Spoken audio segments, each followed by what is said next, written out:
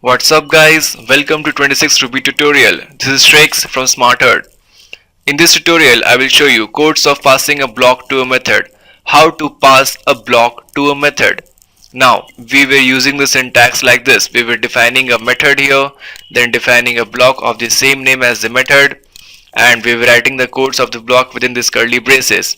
Now how to pass this test block to this test function. This is very simple guys, we just have to use a simple parameter here, ampersand and variable name.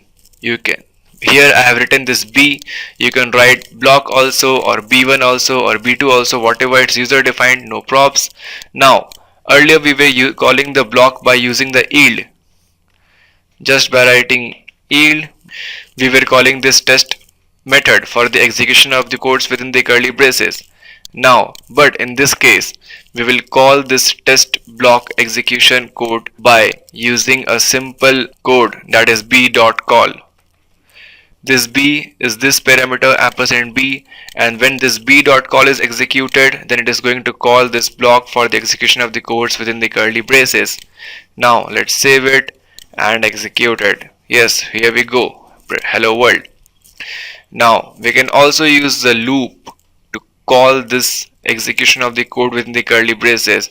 We can execute this code with the help of loop also as many times as we want. We can execute this code by simply putting a loop here. Let's write 3 dot times do. Let's give a space here, then within the bracket b dot call, then put an end to it. This is a code of the loop that will execute this b.call 3 times. This I have discussed with you in the loops tutorial guys, please go back and check. Let's save it and execute it. Here we go, hello world and hello world. So basically what is happening here, when test is executed, then this is going to call this function test, and within the test we are getting the parameters of block. So again inside this test method, when 3 dot times do b dot call is executed, then b dot call is executed 3 times. So put as hello world, then again put as hello world. It is executed 3 times and printed here. So finally we're getting the output like this.